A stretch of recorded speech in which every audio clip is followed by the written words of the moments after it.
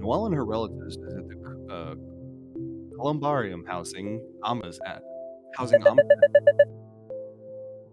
My mom visits this place every time she's in Taiwan.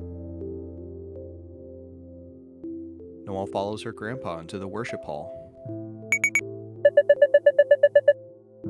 We crossed an ocean to see my grandpa, and I've barely spoken a word to him. It's not out of lack of interest. He must have lived a fascinating life. He's the only grandparent I have left. How do you gain access to the heart of a stranger? Where do you even begin? Tell me about yourself. Who says that to their own grandfather? It would sound like a job interview. Even if I knew what I wanted to say, what am I capable of saying in Chinese? Today is Sunday. I'm a student? She watches Chun-hua take a lotus petal from a glass bowl and offer it to the giant Buddhas.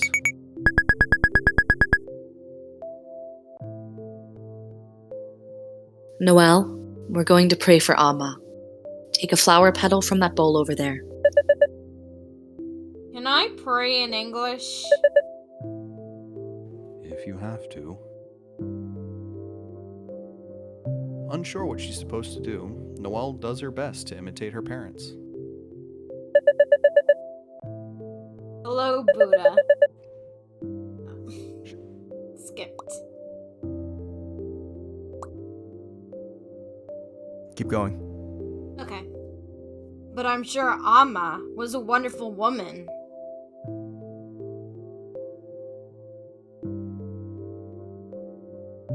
Chun-hua deposits her lotus petal in the bowl before the Buddhas, her eyes shining with tears. I miss Amma. To Noelle's surprise, her aunt embraces Chun-hua like it's the most natural thing in the world. They're so comfortable with each other.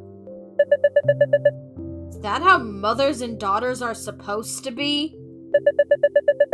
When I look at my mother, the first emotion I feel is stress. Noelle deposits her lotus petal in the bowl and joins Agong, who's waiting to the side. He smiles awkwardly at her as they stand together in silence. What should I do? Try to build a relationship in broken Mandarin? Tell him I like reading and my favorite color is green?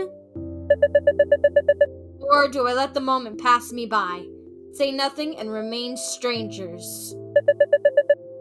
Am I a terrible person if that's what I do? Come on, we're going upstairs. After an elevator ride, they arrive at the floor housing her grandma's ashes. Amma's over here. Noelle follows everyone down the hall to one of the niches. The only thing distinguishing it from the others is the tiny name tag on the door. Not that I can read it. Even if I could, I don't know the names of any of my relatives. At this point, I'm too embarrassed to ask. Even Chun-hua's name I only know by sound. I have no idea what it looks like. Noelle's dad points to the unit besides Amma's. Your mom and I bought our spots too. Already? You're only in your 50s. There's a limited number, so we made sure to reserve them before they were all gone. I suppose my parents are fairly old. They didn't manage to have me until their 40s. Going off the average of their married life expectancy, I probably have around 25 years left.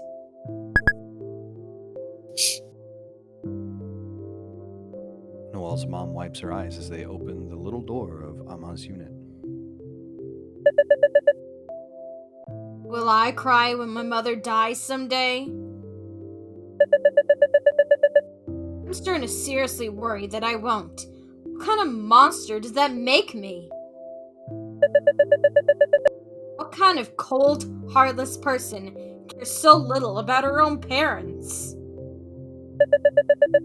There's something wrong with me? Why you just not form emotional bonds as deeply as ordinary people do? When they get back to Agong's apartment, Noelle and her mom begin packing to leave. Are you all flying back tonight? Actually, my dad will be in Taiwan for another week attending to business matters. So my mother and I are flying back alone. Aw, 1 week was too short. As Noelle fits the last of her clothes into the roller bag, Chun-hua takes a seat, pulling a thick tome out of her backpack. Noelle feels a twinge of sadness as she watches her cousin read her huge, academic-looking book. If I'd grown up in Taiwan, we probably would have become close. Suddenly, a strange thought occurs to Noelle. If I'd grown up here, would my personality been shaped into something more similar to Chun-hua's?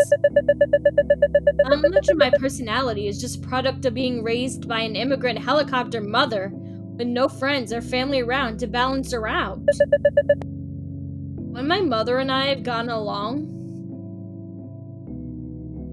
The magazine Chun-hua showed Noelle earlier is still out on the coffee table, taunting her. finished packing, so I have some time to kill before you leave for the airport. Maybe I can translate the poem my mother wrote? Noelle digs her emergency Chinese to English dictionary out of her backpack. I was being a petulant baby in elementary school. All I have to do is preserve and power through learning the language properly this time.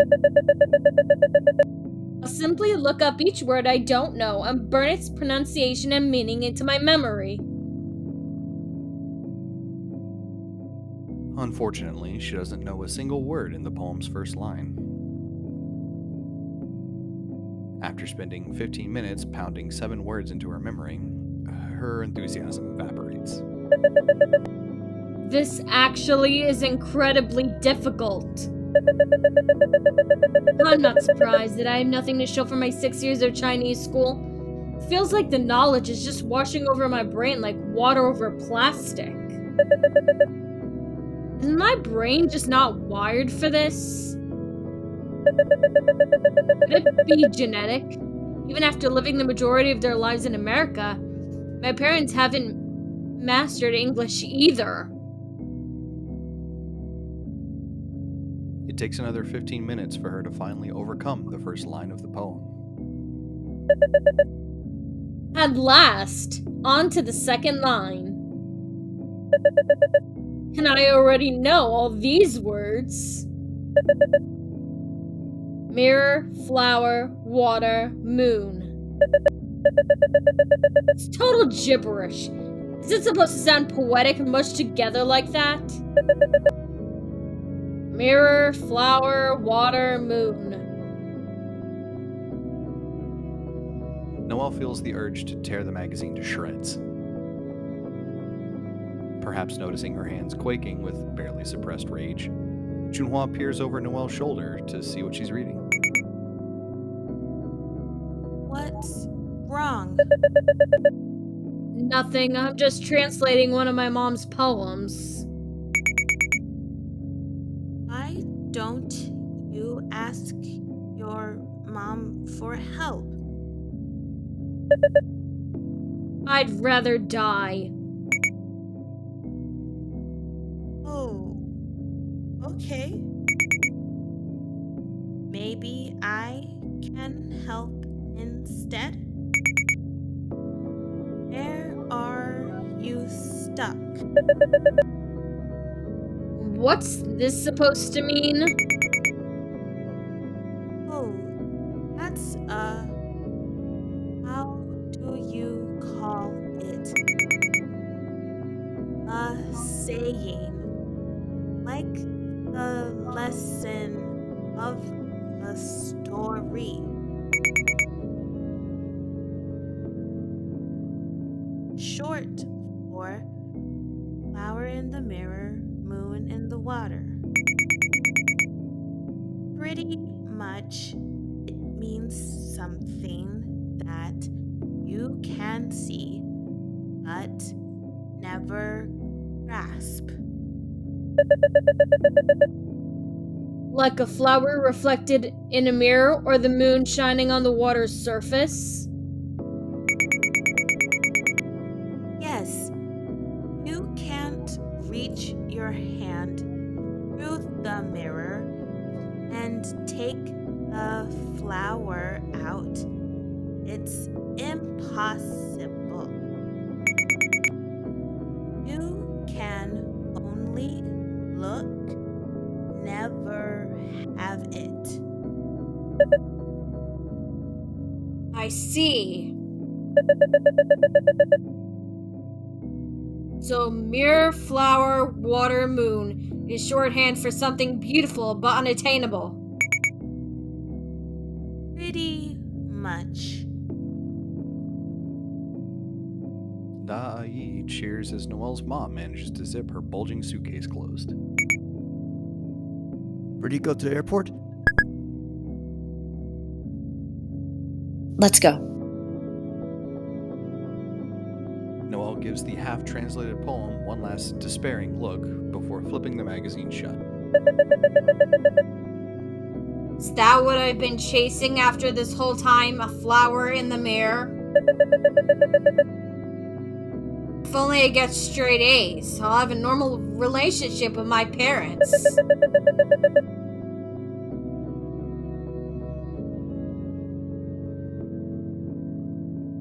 I think I read that already. If only I become fluent in Chinese, I'll have a normal relationship with my parents. What if it was never possible from the start, no matter what I did? That evening, Noelle and her mom make landfall in California. Instead of driving home from the airport, they take the BART back. Noelle wrinkles her nose as she inhales the stench of vomit, urine, and cigarettes. Dad's car is parked at the airport garage. Why not just drive it home? We wouldn't be able to get gas. It's not safe for women to pump gas. It's so easy for a criminal to grab you and drive away. We live in one of the safest suburbs in the entire US. Is that why she always has my dad pump the gas? Besides, I can't read fast enough. When you're driving on the freeway, the signs pass by so quickly. Noelle reluctantly sits down on a filthy, worn seat with a suspicious brown stain on it. The conductor mumbles something unintelligible over the intercom as the train stops at a station. Frank. The 6. Miss. A breathless man enters the train car just in time before the doors shut. His eyes frantically scour its interior. Does this train go to Berkeley? It does not. This is the Fremont train. I need to get off at the next station. As the train continues onward, Noelle notices a puddle of liquid traveling down the floor. What is that? Did someone spill their drink? James. Ah! Fucking nasty! That bitch peed in the seat! What? Disgusted, Noelle recoils and keeps her feet as far as possible from the pee spreading down the floor. So fucking gross, you fucking bitch!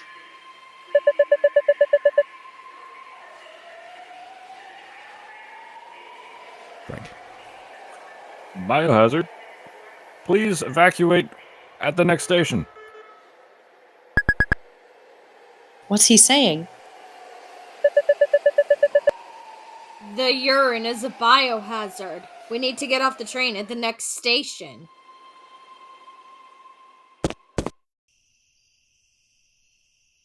Once the doors open, Noelle and her mom hastily drag their luggage off the train and onto the concrete platform. Maybe we should have driven after all. I didn't know Bart was like this. We're still several stops from our destination. Noelle and her mom wait on a bench for the next train home.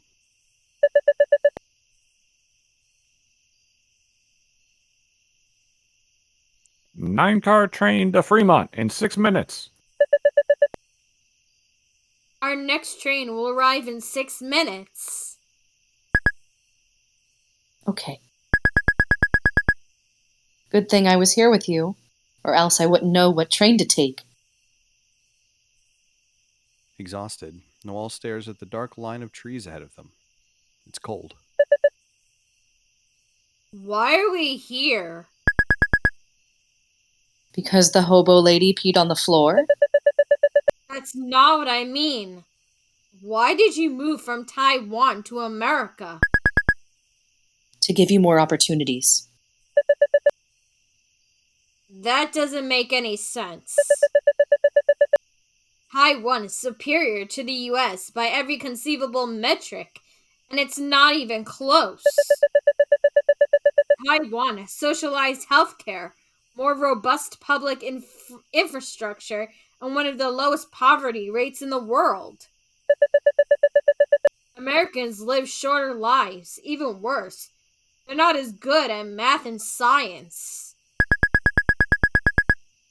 Taiwan was different in the past. All you see is Taiwan now, but it didn't used to be this way. And America was strong.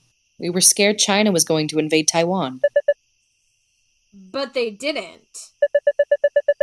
In all this time that we've lived in America, nothing's happened. That's true, but it could have happened. But the plain truth is that it didn't. We could have just stayed put. I could have grown up in Taiwan like Chun-hua and the rest of my cousins, and everything would have been fine. But we didn't know that. You think we had a crystal ball telling us the future? Noelle's mom perks up as a train screeches to a stop at the platform. Fruitvale, Dublin Pleasanton train. Is this our train? No, it's not. Noelle's mom settles glumly back on the bench. You know how Chun-hua wants to study in America? Yes? I told her not to do it. It's not worth it. I didn't realize how hard it would be. You'll be far from everyone you know. And your kids won't understand what you're talking about. You can't communicate with them. I didn't know that if you have kids in America, your kids will be American.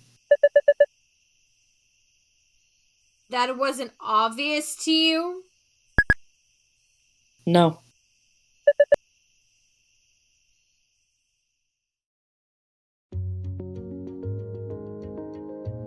Noelle waits with her friends for the baseball club meeting to begin.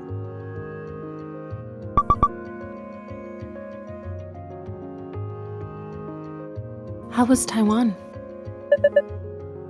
It was amazing. The subway system, it was so punctual and efficient. And the signage was so clear. If you ever visit Diya, you don't have to be afraid of getting lost or not hearing the announcements like you do on BART. Everyone there meticulously organizes their recyclables, too. If people fail to sort their materials properly, the government will fine them up to $200.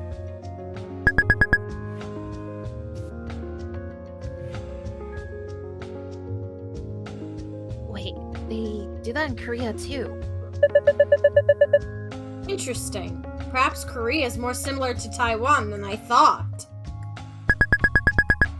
I bet Korea did it first, and then Taiwan just stole it. What makes you think that? Diya listens with a small smile as Noelle continues extolling the virtues of Taipei's trash collecting system, instead of describing any of the landmarks she visited. You must have liked it there. You're right, I did. What do you call it when you're grateful for the things your parents have done for you, but at the same time you feel like they made critical mistakes that'll probably affect you forever? Isn't that just life?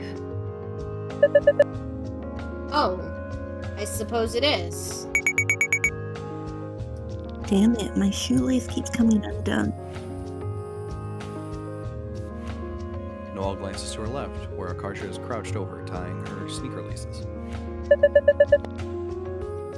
Why have you tied your shoelaces like that?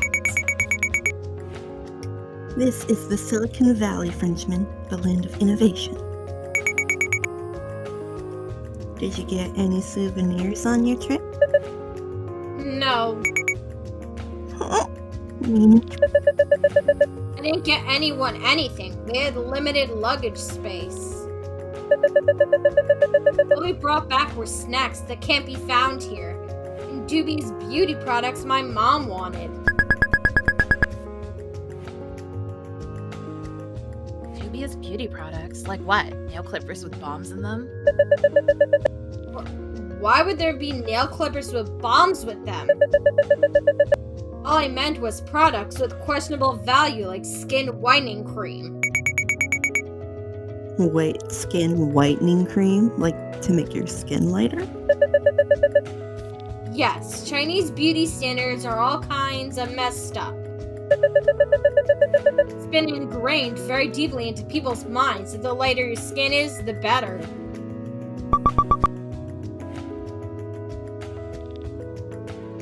That's just like in India.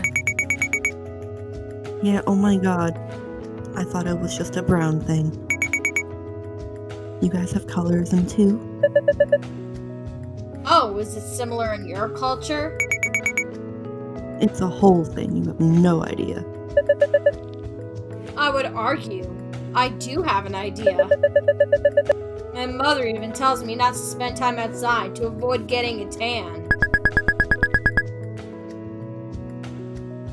Oh, my mom does that too. They have all these dumb as fuck skin creams in Korea too. It's the same. It's the same. Yellow and brown parents. They match just like pee and poo. What the fuck, man? Akarsha, have you ever considered not speaking? Oh me. The second I open my mouth, you all jump to slap my balls. Do you have to word it like that? I'm trying to use more phrases with the word balls in it in my normal conversations. Why? I don't know. I just think it'll add more flavor. Semes, assemble! The semis gather around Cryssa and Liz as they begin the meeting. So, we've got good news and bad news. Good news, we have a game today. Bad news, it's just the Niles baseball team again. They're the only ones who would play us again. Ah, that's not surprising. We either win by pulling some weird shenanigans, or lose so badly we get mercied. There's no in between. So most teams we play aren't exactly eager for a rematch. We had to swear up and down you guys would be normal this time. So y'all better not be weird. Alright. We yakisoku. What? That's how you say promise in Nihongo, aka Japanese. Is everyone ready to go? The other team got here early.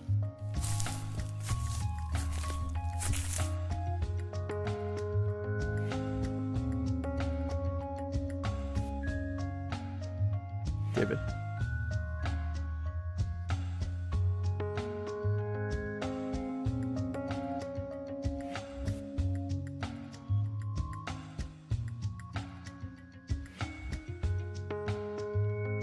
The semis walk over to the field, where the killer whales are already warming up. Thanks for being willing to play us again, guys. No problem. Time for our revenge. Yeah, right. We destroyed you guys last time.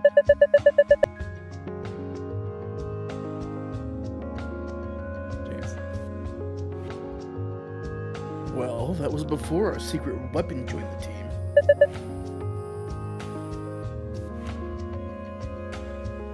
Secret weapon?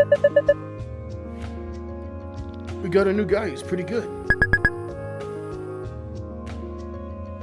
Oh yeah? Where is he? Chun-hua and Hayden look around amongst their teammates, but as the seconds pass, their faces grow more and more alarmed. Actually not sure. Maybe he got lost on his way driving here? Yeah, that seems typical of him. It's fine. We can wait a few minutes for him to show up.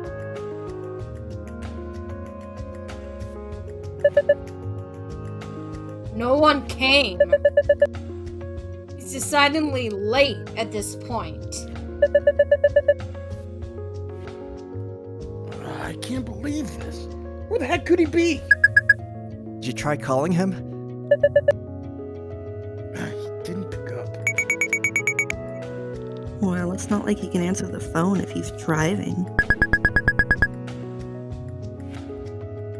Oh, you guys are pathetic, making up some guy to blame your loss.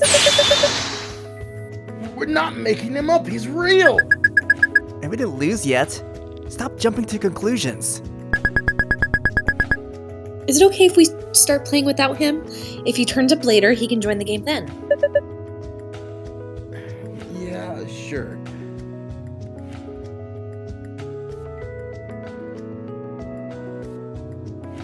As the killer whales file into the dugout, Noelle starts trekking to her spot in right field.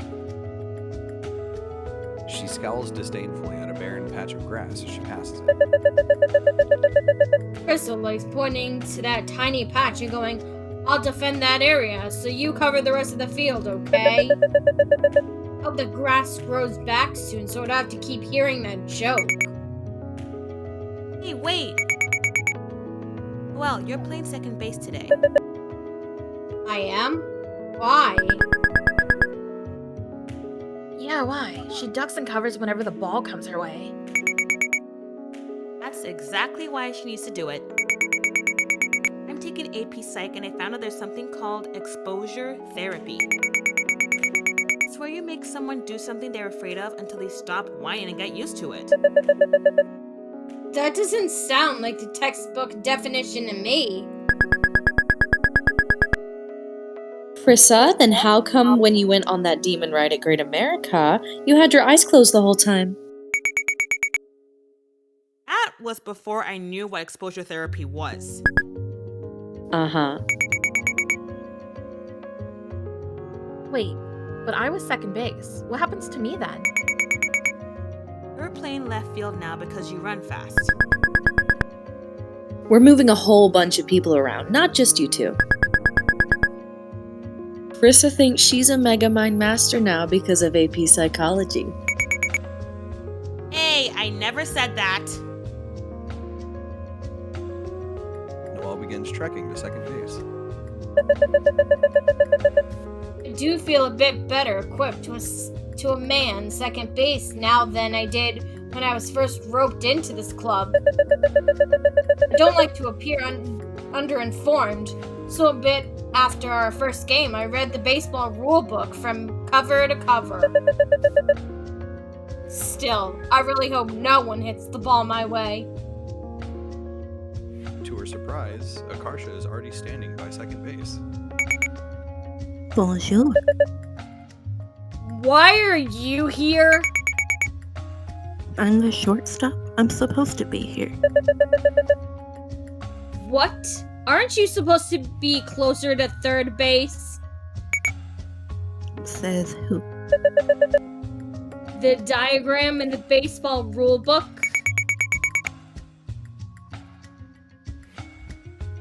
The shortstop's position mirrors the second baseman's. You're supposed to work together and vary your positioning to anticipate what the batters and runner do, you know? See. Right, I knew that. We're both covering the same base? Won't that make things unnecessarily confusing? You're like a duo. It's a good thing. Yeah, we should negotiate who does what in different situations. Alright, fine. How about you cover second when there's a runner on first? And field the ground balls close to us.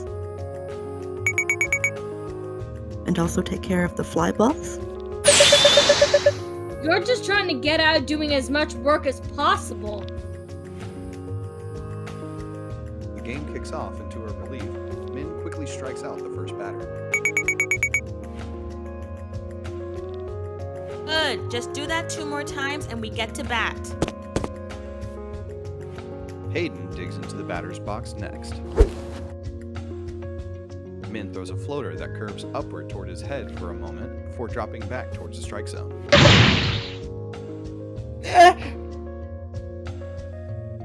Instead of swinging, Hayden flinches backward out of the way.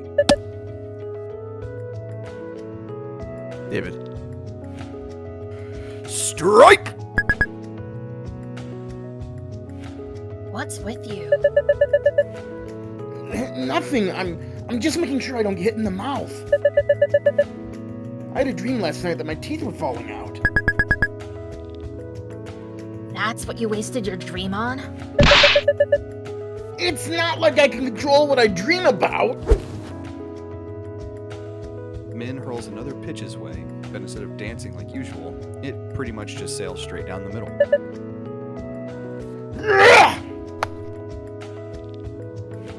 Hayden manages to make contact and drives the ball into grass. It bounces into the air, and for one singularly terrifying moment, Noelle sees it coming straight after. Egad! I hate ground balls! Noelle covers her face with one arm and half-heartedly attempts to catch the ball with the other. She braces for impact, but nothing hits her. On the mound, Min managed to intercept the ball by catching it behind her back without looking at it.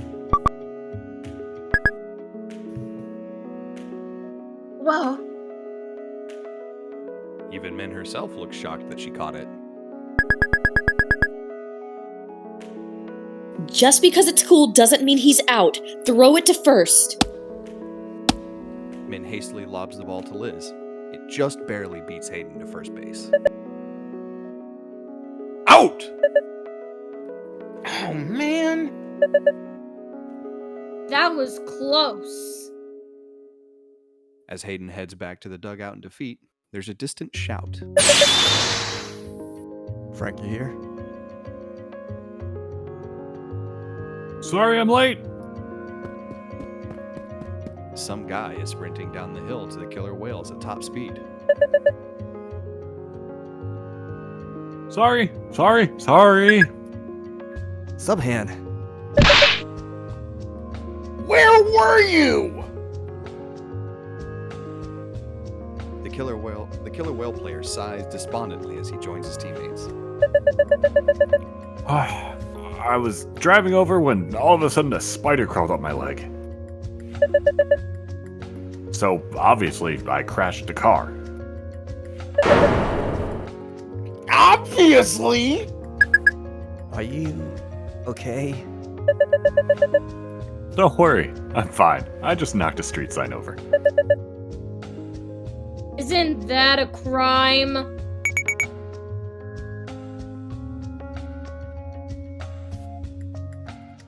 How big was the spider? Like, this big. He pinches his thumb and index finger together to demonstrate. So small.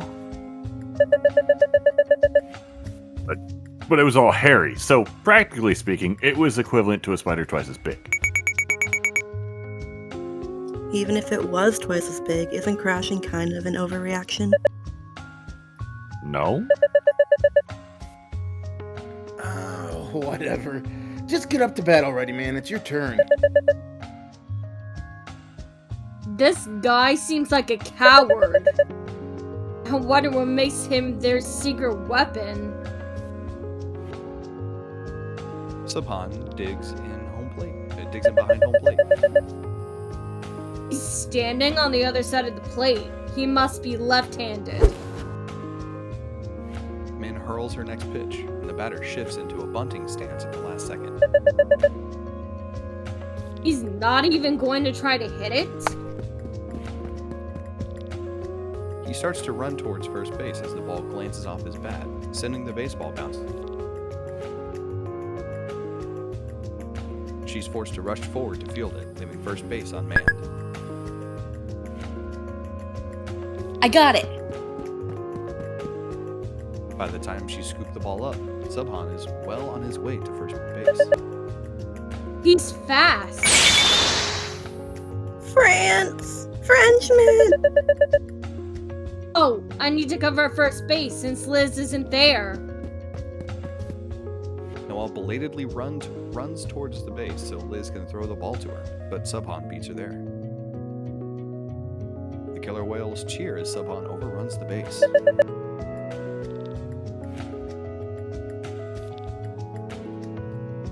Yeah! Sub-Zero! Sub-Zero? That's me. They call me Sub-Zero because I'm so cool. Huh? No fair. I want a badass nickname too. Oh, please. Like what? Like Sub-Zero. You're just going to copy him?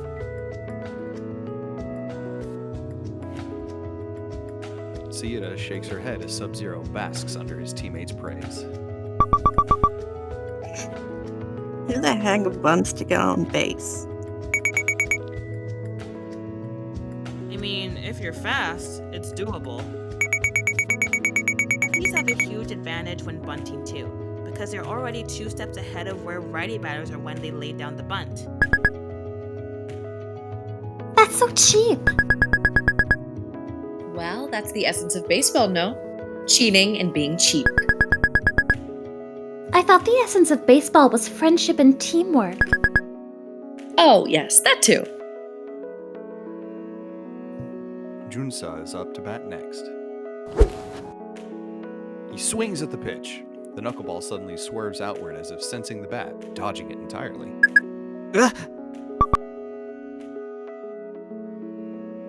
Diya misses the ball by a mile too. She rips her mask off and chases after it. Yeah! Sub-Zero takes off running toward second base. He's taking the chance to steal. I need to tag him out. Diya secures the ball and throws it to Akarsha. Got it! Never mind. Looks like Akarsha's supposed to cover second base here. Sub-Zero skids to a halt halfway between the bases. Oh no. Because it was his choice to run, we need to actually tag him with the ball. Akarsha charges toward him, and Sub-Zero turns around and flees back towards first base. Throw it to me. Akarsha lobs the ball over, and Liz tags him out. No. Nice one, Akarsha. Akarsha? What's that? You? I don't know what you're talking about. My name is Sub-Zero. No, it's not! The teams switch sides. As Noelle crosses the field, she's struck with a peculiar awareness of where she is. Barely a day ago, I was on the opposite side of the planet. I was in Taiwan, where the garbage trucks sing Beethoven's For Elise while collecting the trash. Now I'm here playing baseball. I'm wearing a little cap, sweating, and running on grass. Why am I here? It's a mistake that I'm here. Hello, Earth the Frenchman? What? You didn't hear a thing I said, huh? My apologies. What was it? I said it's hot as balls out there. Not this again. So what were you so lost in thought about? Nothing really. It's just strange knowing I would have led a completely different life if my parents had stayed in Taiwan. I would have been someone who was close to her family, someone who wasn't ignorant of her own culture. Maybe I would have been a better person. Aw, I like you the way you are, though. And if your parents didn't move, we would never have met. Of course, because obviously that makes up for everything. Akarsha grins, and the inside of Noelle's palm prickles. This is so peculiar. Is this what extreme anger feels like? Right now, I'm only pretending to be annoyed for comedic effect. The sensation is so unbearable, she wants to scratch at it until it goes away. I mean, you went there on vacation. You're probably looking at it through rose-colored glasses. You probably have tons of struggles over there that you're clueless about. Even so, the standard of living there is an entirely different level. This is backed up by actual statistics, not just my personal opinions. I don't know, man. It's not good to wallow too long in self-pity. Or else you'll get lost in the sauce. Sauce? What sauce? It's a metaphor for being out of touch with reality. But I like to imagine barbecue sauce.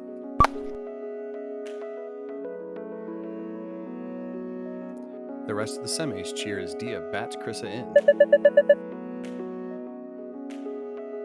Oh, they're not just walking Diya like last game? I told June I'd shave his hair off in his sleep if he did that again, because it's not fun for Diya. Who's up next? Me! Time to unveil my special technique. Wait, she better not be trying that getting hit on purpose thing again. Oblivious, Chun-hua throws a fastball to Akarsha. Akarsha leans into the pitch, causing the ball to bounce off of her elbow guard. 3 walk to first base. Huh? You can't do that on purpose! The guy on the Niles team, who's serving as their umpire, pages through his rulebook. Lost. Does it say that in the rules? Actually, it's not relevant whether Akarsha calls the ball a hitter or not. For Rule 2, Section 40 of the NFHS rulebook, there's no distinction between an act of touching or by being touched. Seriously? Thank you, baseball lawyer. Mwah. Actually, just last summer, Rule 734 was added, stating that the batter shall not permit a pitched ball to touch him. But it's not really my job to remind them to update their rulebook. But still, that's not fair! You may not like it, but this is what peak baseball looks like. Even the Major League Baseball logo is a guy getting hit by the pitch. What are you talking about? It's a guy swinging at the ball. No, really picture it. The ball is too high up, and look how close to him it is. It's too late. There's no way he's gonna be able to hit it in time. It's a guy who's about to get beamed. No way!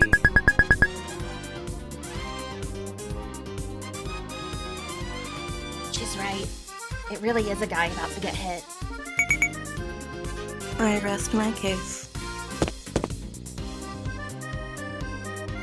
Akarsha jogs to first base, victorious.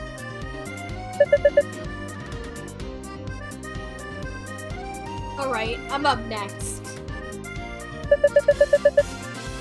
There's already 2 outs. I better not strike out.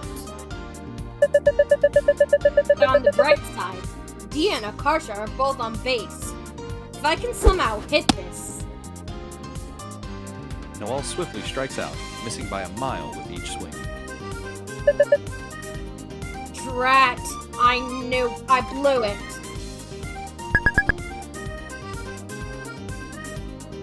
There.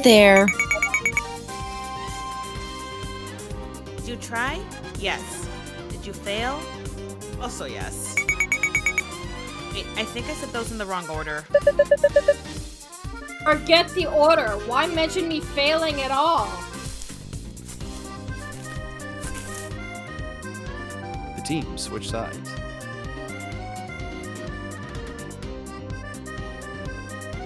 As Noelle trots to second base, she crosses paths with Diya on her way to the catcher's box.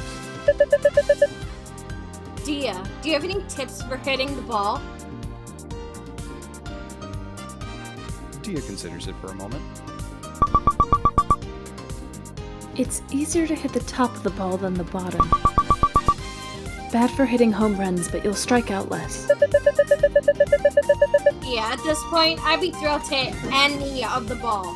You think I can differentiate between the top and bottom halves? Diya appears not to have heard Noelle's response and has walked away. Thanks, I guess. The killer whales cheer as a batter hits a grand slam off one of Min's pitches. Woohoo! We're tied now. Eat shit and die. Min strikes the next 2 batters out in quick succession, but the third gets a solid hit. Maybe I can catch this. Noelle leaps for the ball, but it flies over her head and bounces in center field. Got it. Cryssa fields the ball, then tosses it back to Noelle. I need to throw this to first base. Noelle throws the ball with all her might. It plops almost straight into the ground and begins rolling away. Liz leaves first base to grab the ball. By this point, the runner is approaching second base. It's another pickle. Liz and Akarsha need to box him in again. Akarsha! Who? She's not cooperating because she wants to be called Sub-Zero.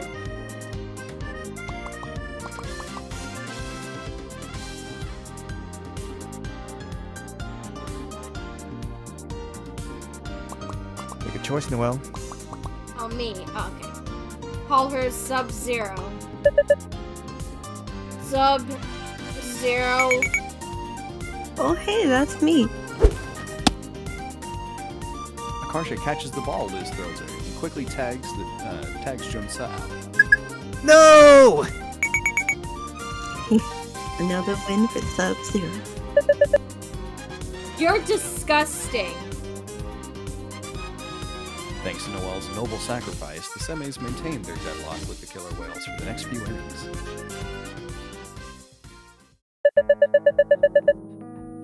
It's the bottom of the last inning. We just need one run to cinch our victory. Unfortunately, Sayeeda and Cryssa rack up 2 outs right off the bat. No, Natalie, Diya Subhaan. You're our only hope. After letting 2 balls go, Diya swings at a fastball. She drives the ball into right field, and everyone holds their breath as it rockets towards the fence. It smashes into the middle of the fence, just a couple feet too low to clear it. Too bad it wasn't a home run. Too bad I'm about to beat the shit out of you. Kidding. Diya did great. Diya sprints around the diamond and slides into second base, just barely beating the throw. Safe! Akarsha cracks her knuckles as she gets up from the bench. Time to use my special technique.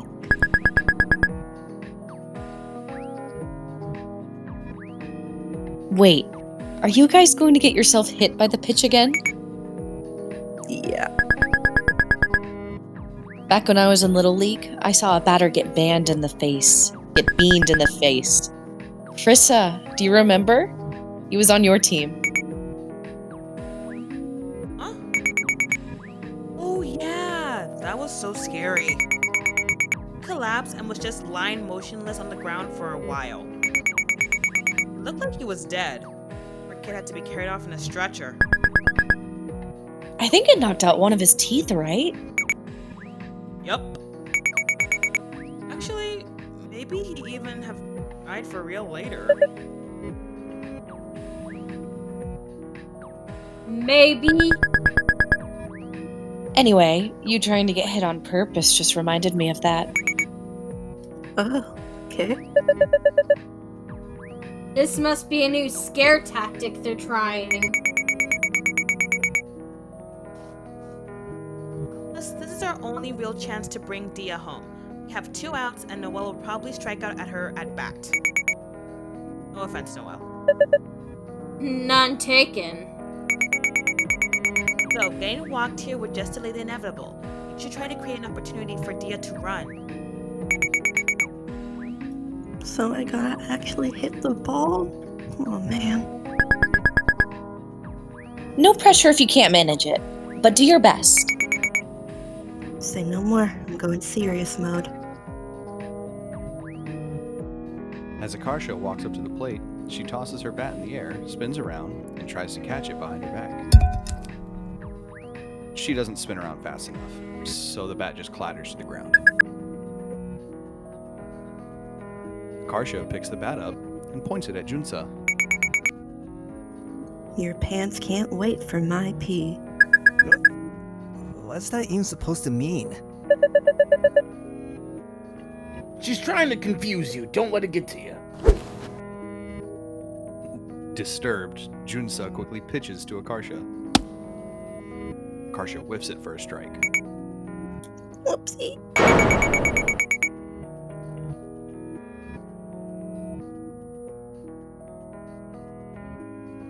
We're all going to be haunted by that pee comment now, and it didn't even work?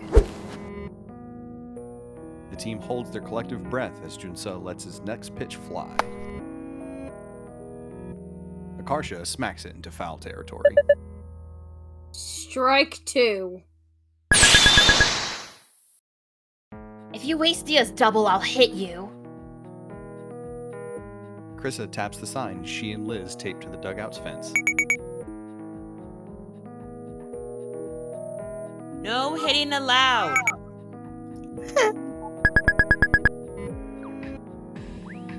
Then I'll scream really loud in your ear. So it destroys your eardrum. Liz taps the second sign they taped to the fence. No screaming allowed either. Oh, damn it. Jun-Seo winds up again. In the meantime, Akarsha has gone suspiciously quiet. Akarsha leans in so she gets hit by the pitch again.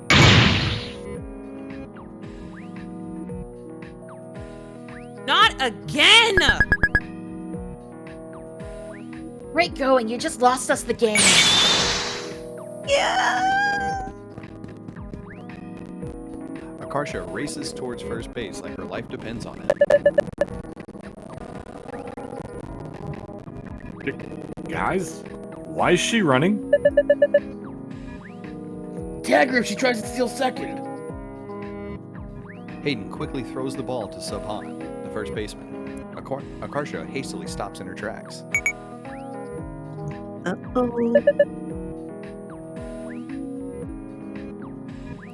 Come back here. Akarsha turns and scrambles back the way she came with Subhaan at her heels. What is she doing? There's no benefit to her retreating all the way back home. As Akarsha nears home, Subhaan hurls the ball back to Hayden, who lunges forward to tag her.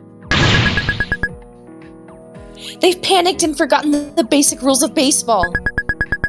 All they have to do is tag first base for a force out. Can they do that? She was hit by the pitch. She's entitled to first base. Good point. Guys, don't forget Diya's running too! Huh? Diya slides home in the confusion. Yeah. Min runs over to home base and starts furiously kissing Diya as Hayden chases Akarsha back towards first. Get off the playing field! The game's not over yet! It's not? I thought we won. Run won't count if Akarsha is the third out before making it to first base. If they even can tag her out. I don't know anymore. As she's trying to weasel past Subhaan, Akarsha trips on her own shoelaces and collides with him. Akarsha bangs her head on Subhaan's knee on her way down. Oh my god. Akarsha! Without thinking, she runs over to where Akarsha is lying motionless on the ground. Akarsha, are you alright? Akarsha doesn't respond. Coming from Akarsha, the silence is 1,000 times scarier than if she'd been screaming. Please be alright. Her voice comes out all choked and funny, and Noelle realizes with horror that she's crying. The world would be an awful place without you! Oh. Dazed, Akarsha slowly begins to sit up. Noelle is so relieved that she tearfully pulls Akarsha into a hug for a moment before a mixture of other emotions catch up with her. Wait, what am I doing? Her heart pounding, Noelle hastily shoves Akarsha away, sending her crashing back to the ground. What? Absolute arse! You scared me! Never do that again! Noelle frantically wipes her tears away as Akarsha wobbles back to her feet. Soon, the others have gathered around her in concern.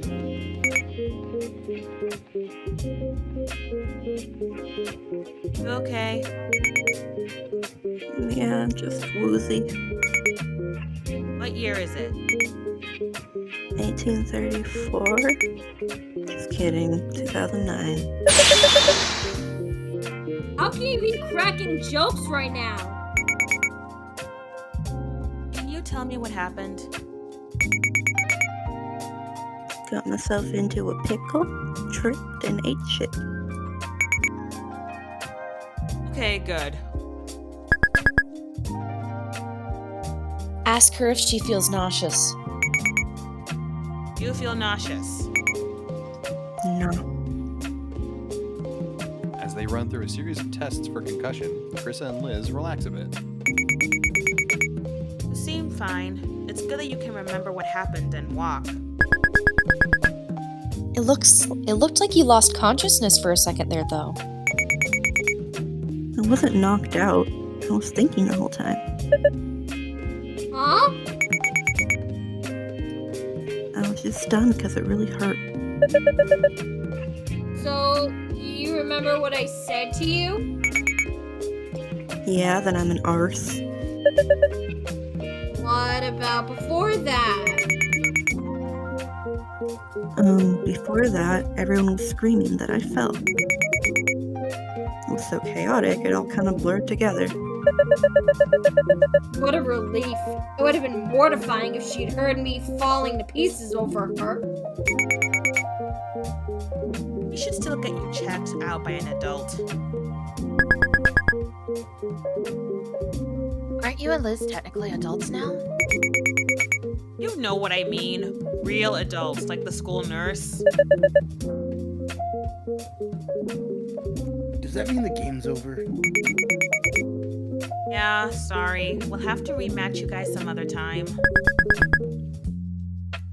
Wait, so did we win? Did Diya's run count?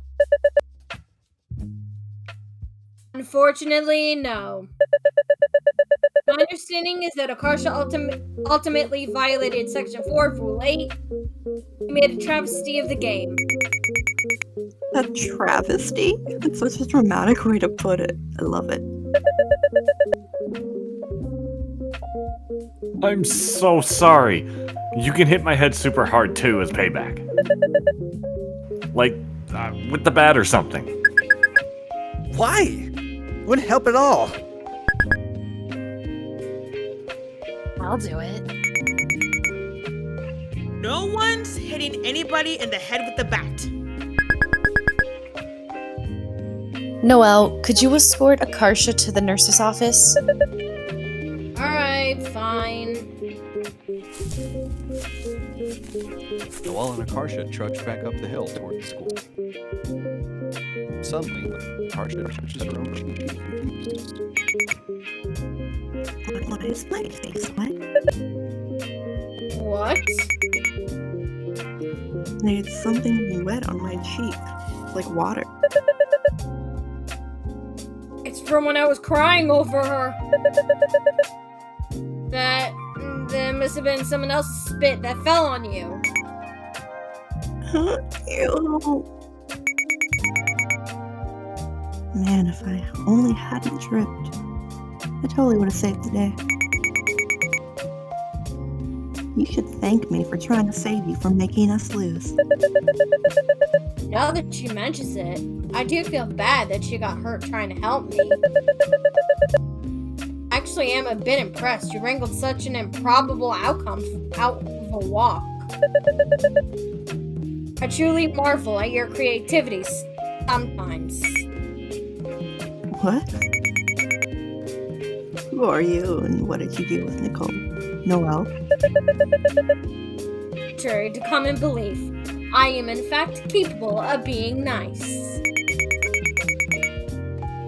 I know, but you usually look like you're passing a really hard poo while you're doing it. Akarsha grabs Noelle's hand and vigorously shakes it up and down. Congratulations. You've learned basic human decency.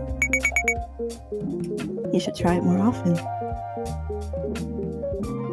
To Noelle's dismay, she feels a strange, almost electric undercurrent of something running between their palms. Why am I so sensitive to her touch all of a sudden? It didn't used to be like this. Noelle thrashes her hand free and seizes Akarsha's wrist. Be that I'm still excited from the game? There's probably still adrenaline in my system. Let me go. War crime, war crime. It's not a war crime to grab someone's arm. Oh, the humanity. Be captivated by a court jester, a circus clown juggling 5 bowling pins.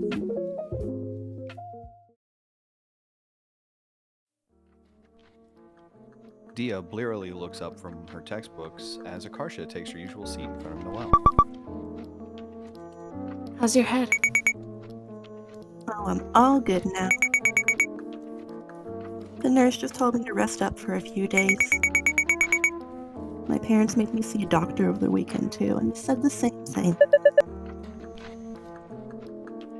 That's good to hear. I wish I could have used this as an excuse to get out of the bio test today, though.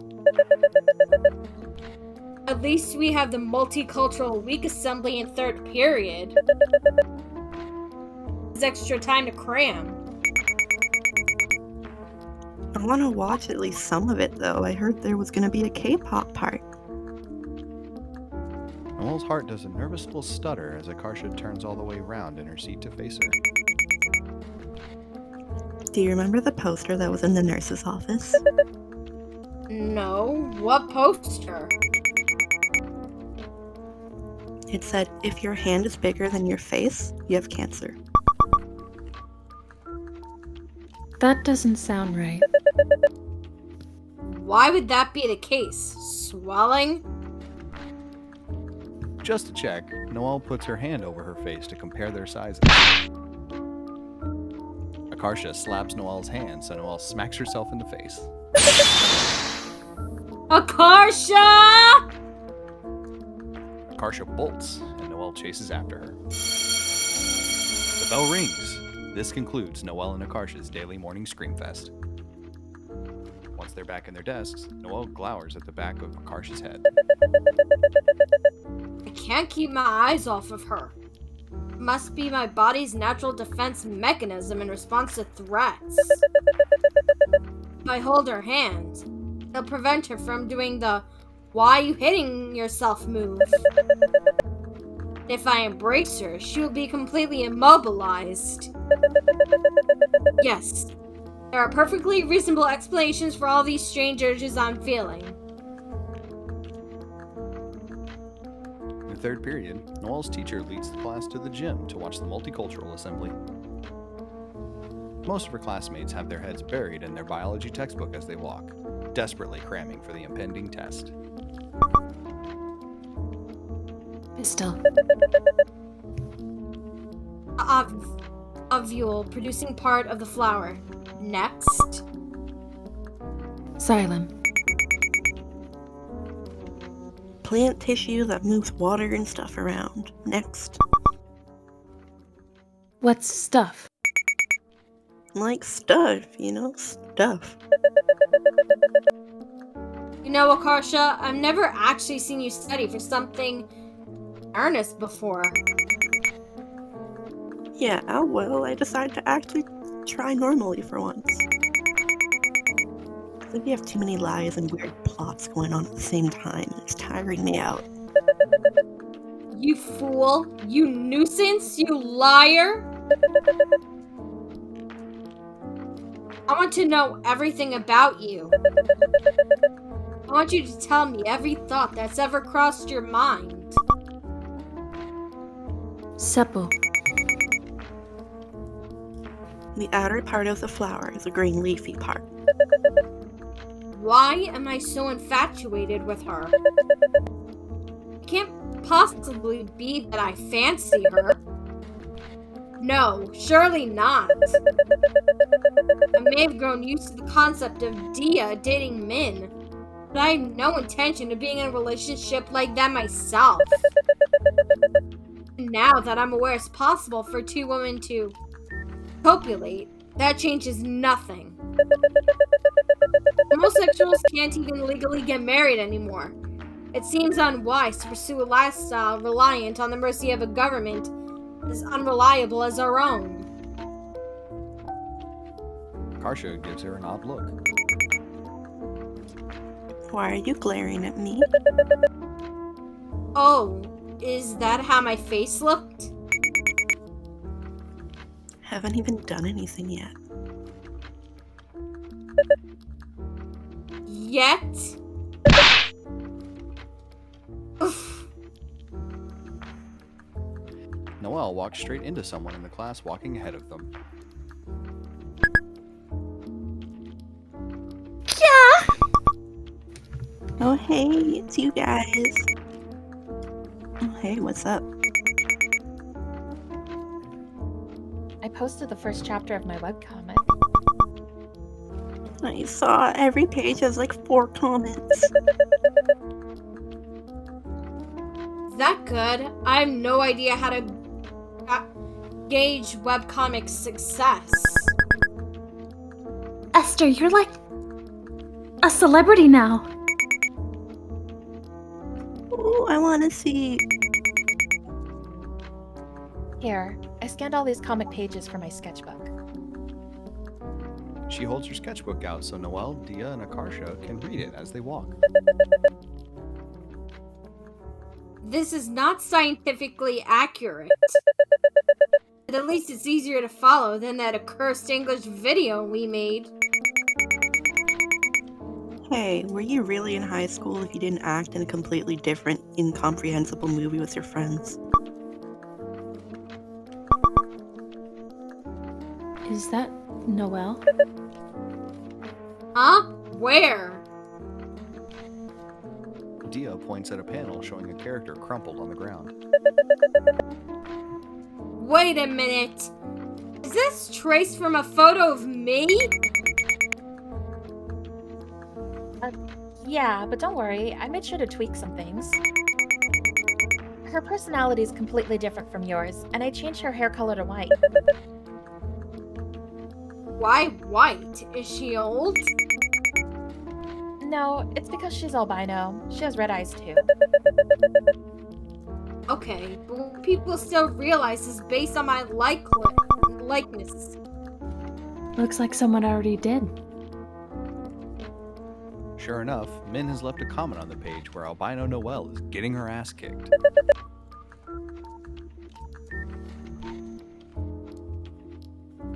Min.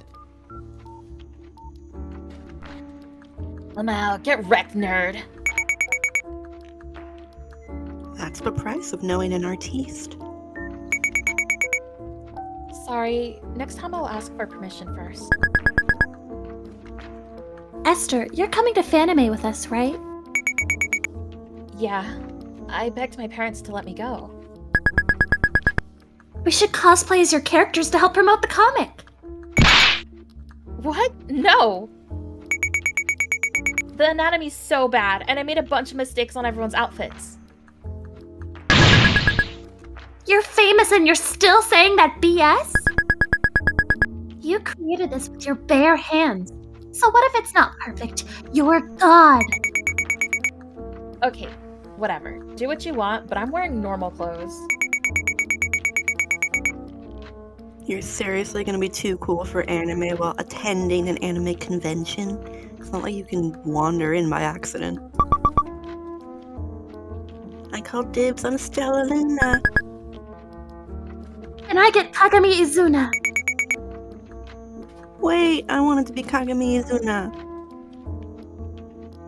Noelle hangs back with Diya as the others argue, trying to process a confusing tangle of feelings about not being the center of Akarsha's attention. She watches Akarsha's ridiculous gait as she walks, the one that apparently marks her as an American in India.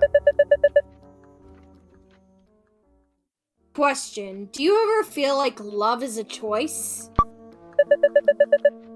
Like you could potentially fall in love with someone? Not in love with them, but if you wanted to feel that way, you could. But if you ignore it, it'll pass eventually. Isn't that just regular love? No, I'm not talking about regular love. Like what you and Min experienced. There was no preventing that. The two of you are drawn together with the force of a freight train. This isn't like that. This is more comparable to someone reaching a fork in a road. Because I can obviously control my emotions, and especially ones that aren't useful to me. Not a wild animal. Even if you could control your emotions, why don't you think they're useful?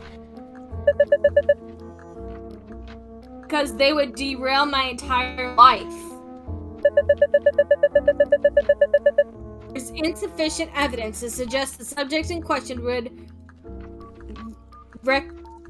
reciprocate my feelings. So perhaps it's putting the cart before the horse. In the unlikely event that things actually did work out between us, it would be extremely inconvenient for my plans. What plans? You know, just the default ones. Essentially, to secure a respectable job, marry a similarly successful man, and spawn 2 well-behaved children in the suburbs before I'm 30. I'd be throwing away my prospects of leading a normal life just for the pleasure of being tormented by a silly little clown every day. Diya gives her an odd look. She looks like she's struggling to piece together a very complicated puzzle. What? Nothing. If the person doesn't fit your goal, shouldn't you update the goal? Can't. It's the only outcome my parents see as acceptable. If I don't adhere to it, they'll badger me day and night. They'll never let me hear the end of it. Don't they already do that anyway? Yes, they do. You're right. No matter what I do, they'll always find some new issue to latch on to. Why am I so desperate for the approval of 2 people whose opinions I don't even respect? I wish I could rewire my brain to crave approval from people I hold in high esteem. Like me? You would be included, yes. Then I'd want you to adopt 1,000 dogs and start exercising. 1,000? But you can read some books too, as a treat. Your manner of discussing this makes me sound like your pet hamster. Noelle follows her class into the rafters. Yeah, over here. Min worms her way over to them through the crowd. I escaped from my class. Escaped? Are they gonna come looking for you? Nah, I lost them. You better have. I'd rather not get caught harboring a fugitive. Did it hurt when you were born with that huge stick up your ass? Not even gonna dignify that with a response. What the hell is this anyway? Cultural Week? Yeah, that. None of the other schools I went to did this. At lunch there's samosas. Samosas. And Cold Stone cupcakes. What? For free? No, you buy them. All the clubs sell something to fundraise. I heard there's also a music piece.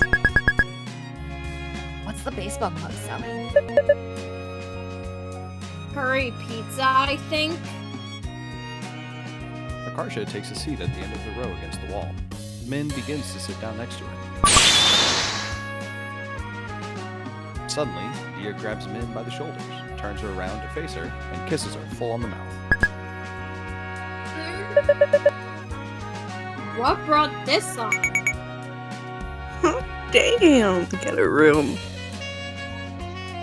Baffled, Noelle squeezes past them and sits in the spot Min was about to take next to Akarsha.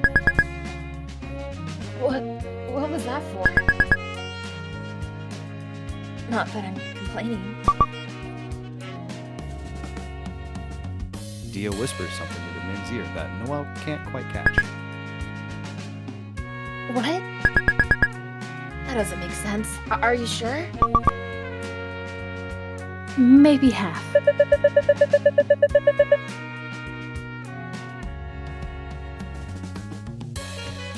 Rachel, go for it.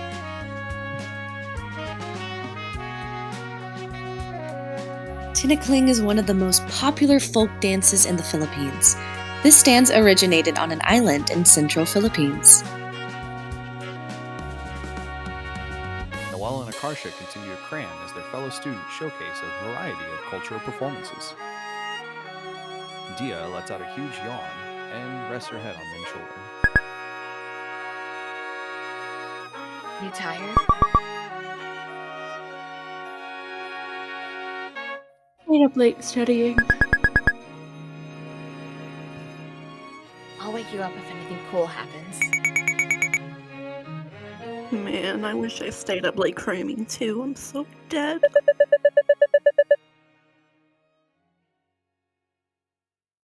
We have the entire assembly to study.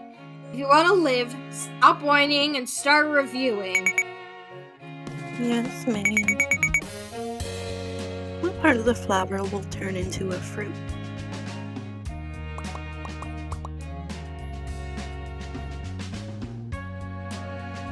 The petal? Petal. Huh? You really think that? When you see flowers with like 1 billion petals, are you like, wowie, I can't wait to eat 1 billion fruit? Shut up! I don't think that! Then why do you say it? It's obviously the ovary. Wait, is it because you're too much of a prude to say ovary? All along, instead of debating whether you're straight or gay, we should have been asking whether you get turned on by flower private parts. Shut up! Shut up! If you want to shut me up so bad, why don't you just kiss me? Noelle smacks her in the arm. Ow!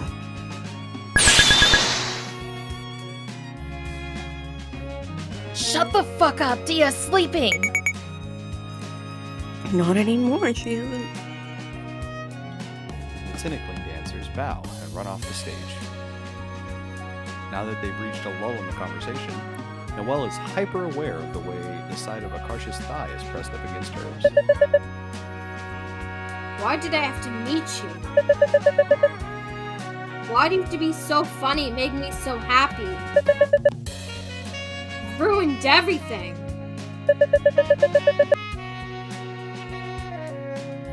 Next up is Chinese dance. Chinese dance has thousands of years of history. A troupe of student dancers wave colorful fans to an idyllic-sounding Chinese song. You know what the song's about?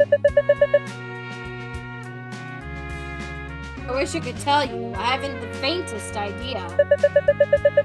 When I was younger, I was so eager to cast the Chinese part of me aside because it was difficult, and now I regret it. Hey, no judgment. I'm whitewashed too. Does it ever bother you that you can't speak any Indian languages? Maybe a little. Would be cool to know.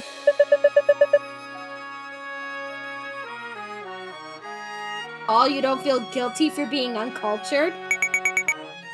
Excuse you? Plenty cultured. Today I'm gonna eat curry pizza, destroy the sport of baseball, and even enjoy the company of a Frenchman. You know what I mean. It's not the traditional culture your ancestors experienced. Is that such a bad thing? It's different, but it's pretty cool in its own way, too. And if I really want, I can always pick up Hindi or something someday. You've already missed the window of time when children pick up languages the most readily. Don't plenty of people learn languages later in life, though? I feel like Diya and Min learned a ton from teaching each other. That may be possible, but it's not optimal. Dude, whose life is optimal? You're not a robot. Just take what you can get and be happy. Easier said than done, but duly noted. Speaking of robots, did you try playing Portal? I did. What did you think? Made me motion sick. I kept having to pause because I was on the verge of throwing up. Oops, sorry. But I did enjoy the witty dialogue and the song at the end. So you still played all of it? Yes. Even though it almost made you hurl? What choice did I have? You told me to play it. Yeah, I guess that's what friends do. Isn't GLaDOS so hot? A sadistic artificial intelligence who's trying to kill you? That's the whole appeal. She's scary in a seductive way. Like, her voice gets all low and sexy when she's insulting you.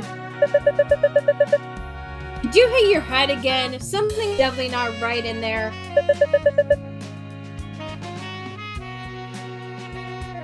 K-pop as we know it would not exist without them. Everyone.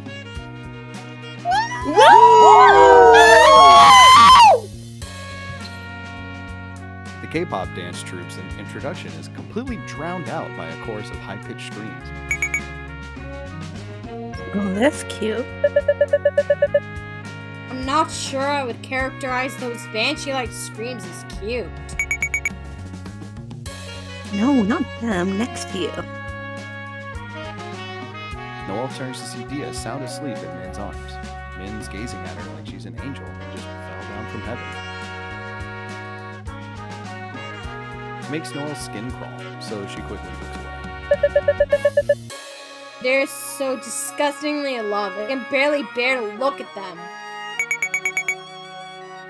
Right? It's like staring directly at the sun. All obvious. Sometimes I kind of wish that were more my style. Really? Not exactly my style either. Yeah, I guess not.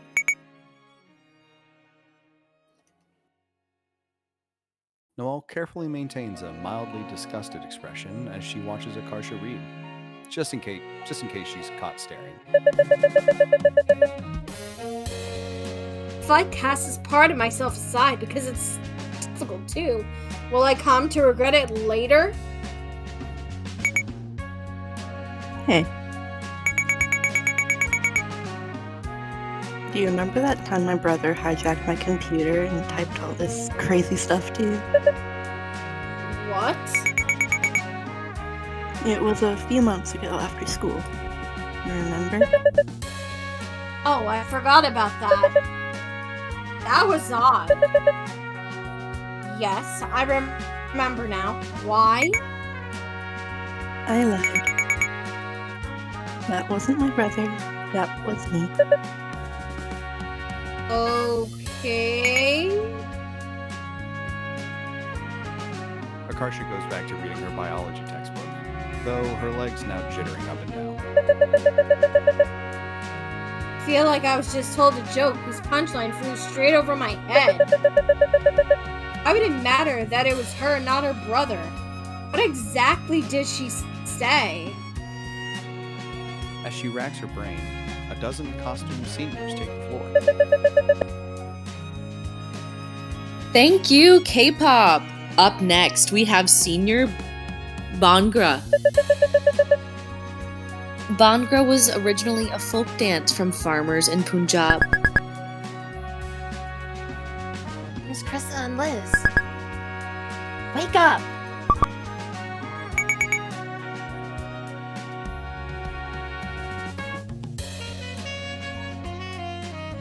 Seniors, come on down! It's okay if you don't know the moves. Follow our lead. How is it okay if people don't know the moves? I guess they all try to copy the group that's learned the dance. Won't they look hopelessly unsynchronized, though? You can't possibly dance in proper unison on the fly. Why don't we see for ourselves? Let's dance. Akarsha stands, yanking Noelle up with her by the arm. What? We're not seniors. Come on, no one's gonna notice. I can't focus anyway. Noelle balks as her friends weave their way into the crowd of amateur dancers. Don't dance. Come on, you don't need to be good at something to do it. They all try to copy the others, clapping and raising their arms a beat late each time. This looks like shit. Oh, balls. This is harder than I thought. I told you, we look like fools. That's okay, so does everyone else. Already out of breath, Noelle looks around at the chaotic blur of Asian nerds flailing their limbs around them. It's true. This must be a group of some of the worst dancers in the world. With renewed confidence, Noelle spins in what turns out to be the completely wrong direction. Diya rears back to avoid crashing into her.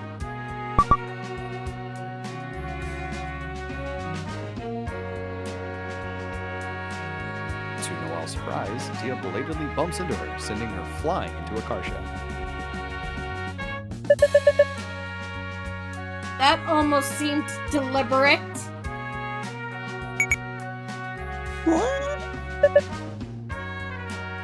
Pardon. Akarsha tries to pull back, only for Min to smack the back of her head in retaliation. Ow! What was that for?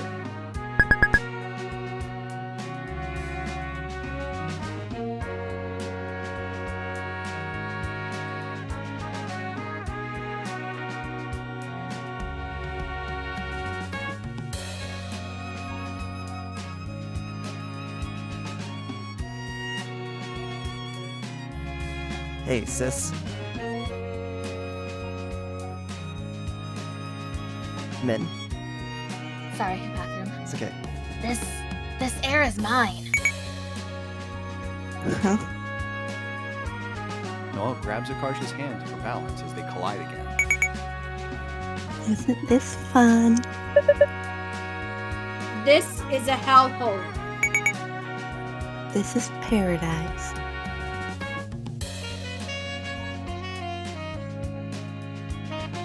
Akarsha laces their fingers together, and Noelle can feel it. A hairline crack racing through something foundational within her. It's an utterly terrifying, yet exhilarating sensation. But she doesn't let go. I have feelings for you. She whispers it as an experiment, so that it's impossible to hear over the roar of the crowd and the music. But it feels like a small, daring victory, like the first step on the moon. Like a butterfly breaking out of its chrysalis, all soft, naive, and crinkled. Maybe with 2 left feet and a few days late to the party, but alive, so alive, trying to process the blinding, beautiful, wild world she's broken her way into. What do you say? Akarsha twirls her, and Noelle gives up on suppressing the giddy smile on her face. Nothing. Maybe I'll tell you later. Be that way, Burger King.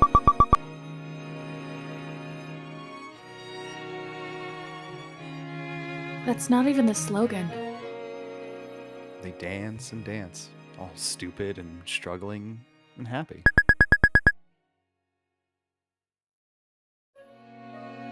So much pain and misery in this school. It's twisted us all into strange and flawed shapes, like butterflies born in a full spring. But it's the circumstances that gave us you and me. Right here, right now. Kant wrote, out of the crooked timber of humanity, no straight thing was ever made.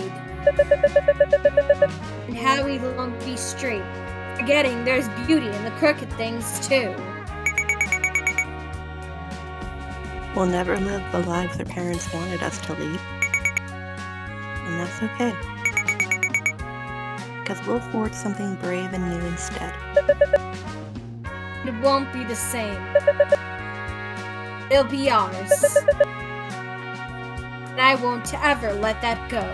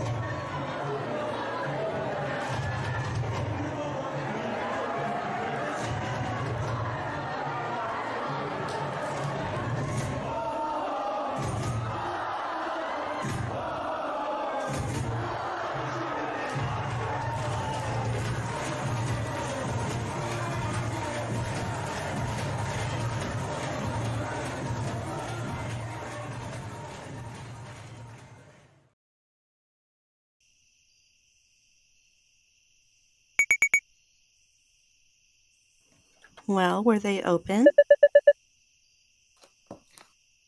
What do you think? It's 1 a.m. Of course Home Depot wasn't open. There's gotta be somewhere else you can buy bolt cutters. This hour? I'm not optimistic. Guess I'll die then? How else are we gonna get them off? I'm afraid we need to go to the fire station for help. Stop laughing. This isn't funny. This isn't funny? We're going to the fire station with me half naked and handcuffed, and it's not funny? You really can't get more dressed than that? I mean, my arms can't go through the sleeves. Still. I give up. Good enough. Good enough. If only I had a humiliation kink, this would have been perfect. Doesn't Min have a katana? They do? Or at least some kind of sword? Maybe we could use it to slice the handcuffs off. What, you want a surprise amputation tonight? No? And you're sure the key didn't fall behind the dresser? I looked everywhere. It's gone. I'm convinced that in these scenarios, small objects stop obeying the laws of physics. This never happened any of the times I handcuffed you. That, my might dear. be. Oh, That's sorry. me. It's okay. That, my dear, is called luck. Whatever you say, Skunky. Stop calling me that. Fine, Skunkle Pop. D. Greyman. And don't brainstorm horrid new nicknames for me. But you're basically begging for it with your hair like that. It's not as if I grew gray hairs on purpose. Then how come I don't have any? You're intolerable. Noelle seizes the front of Akarsha's shirt and yanks her forward, crushing their lips together. Akarsha makes a small noise of surprise, then grins as she deepens the kiss, coaxing her lips open so her tongue can slide inside. At the start of the night, she tasted like watermelon lip gloss. That's long been kissed and smeared it away into oblivion. Noelle can't help but think, why bother? When will you learn? I'll always kiss through every layer of crap you put between us until it's just you and me. When they part, their breaths ragged, neither of them can come up with anything witty to say. I love you. I love you more. That's impossible. No, it's not. I love you times infinity. There, I win. You can multiply infinity? Infinity is a concept, not a number. So is love, for that matter. Well, too bad. I did it. Love you times infinity. Noelle sighs, but she doesn't bother hiding the half smile tugging at her mouth. If you're gonna speak nonsense, then I love you times infinity plus 1. Now get in the car. I have work tomorrow morning. Akarsha tries to respond as Noelle opens the door for her, but she's laughing so hard it takes her several attempts to get it out. The firefighters, they're gonna look outside and see Prius driver dressed like a frog and toad, and me. What's wrong with driving a Prius? Just get in already. I love you times infinity minus 1. I love you times infinity minus 2. Okay, how mean.